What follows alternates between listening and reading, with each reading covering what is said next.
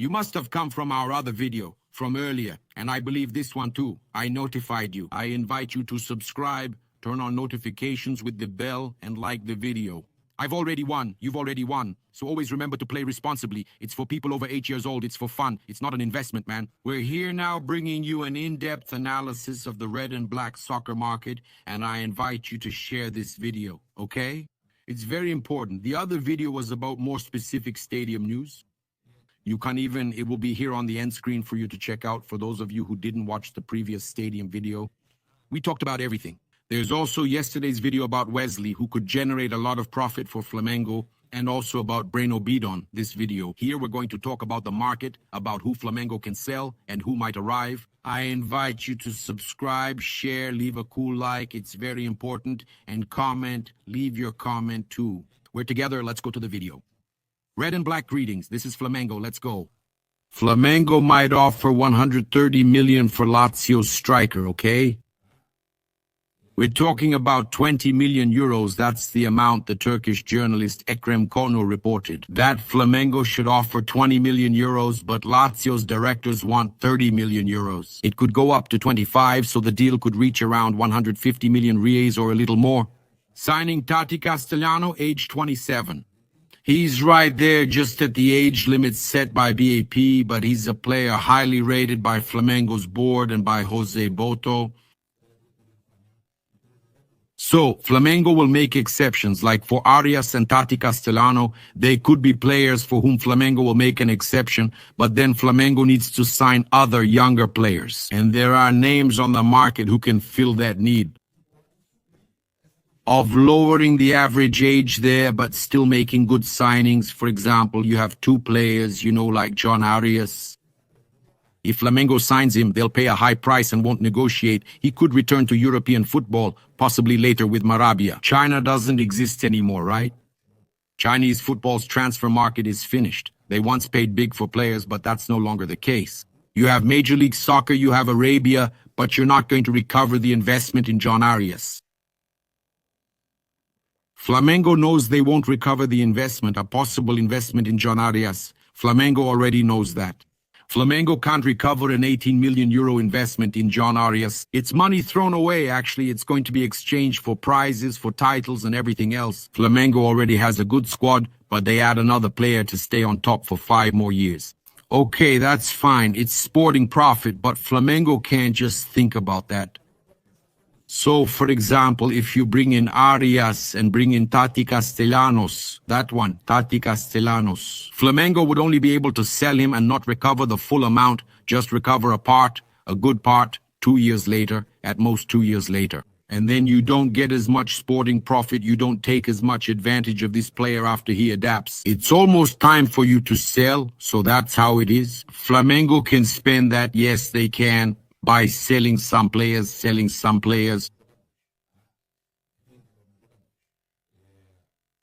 And then the name that comes up for Flamengo to try to lower his market value, which is estimated at 20 million euros, but it would be to try to pay around 12 plus 3 for goals and bonuses reaching 15 at most. It would be Lucas Beraldo,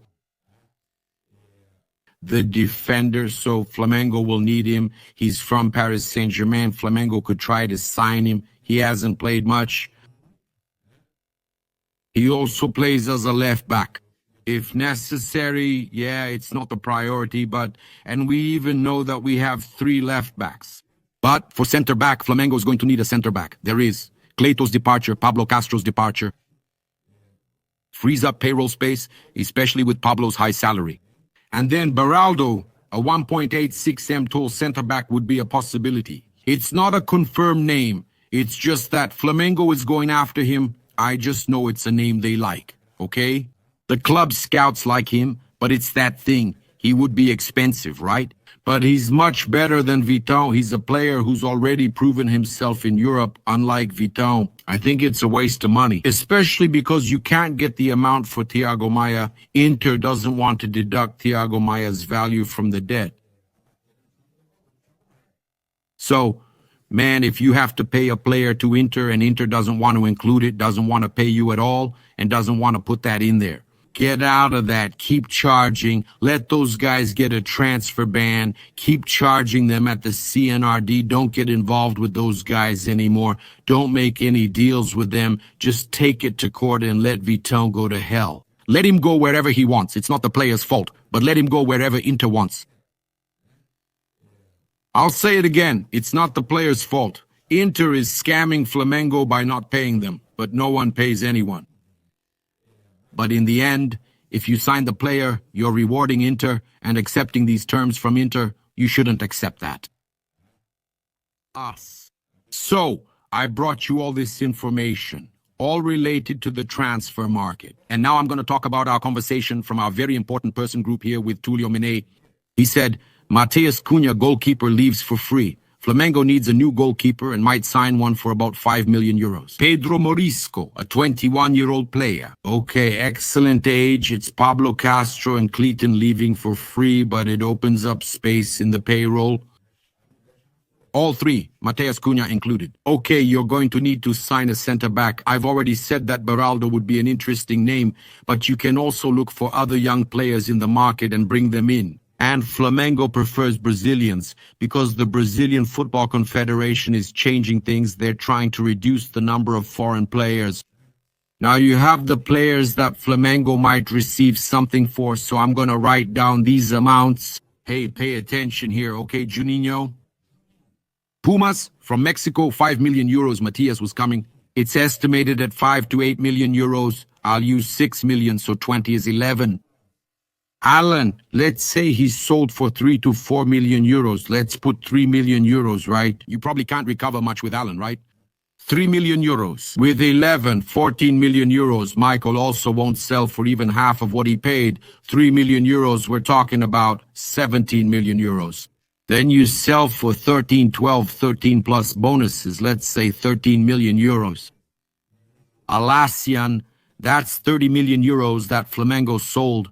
Okay, Flamengo sold these players for 30 million euros, and then Tulio Menete is mentioned here. Cebolinha 8, Luis Araujo, 8 players who are 30 and 29 years old, and then Juninho, 29 Vinha, 28 Allen, 29 Michael, 30. In other words, Flamengo is selling these players, and if they really sell them, they're lowering the average age of the squad. I'll show you the ones they're going to sign here.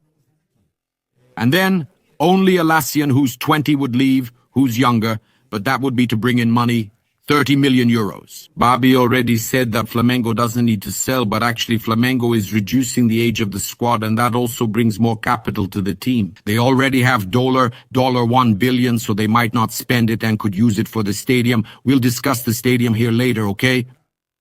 So we're talking about 30 million euros, which would be almost 200 million reais. So here we have a Pedro Morisco for 5 million euros.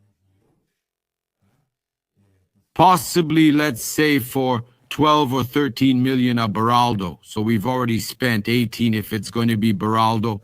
Okay, guys, I'm just giving an example because he's a young player. Okay, 22 years old, that's 18 million euros, that's it. He also talks here about Marcos Antonio from Shakhtar, right? He went to Panthessalonikios Atletikos Omilos Konstantinopouleton.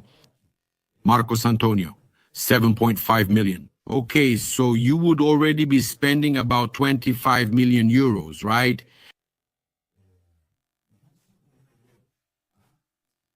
And then he mentions John Arias, 18 to 20 million euros, so you would spend about 43 million euros. And then he mentions Marcos Leonardo. Let's say 25, and you're talking about the player, right? Beraldo Morisco is 21, Beraldo is 22, Marcos Antonio is 25, and John Arias is 28.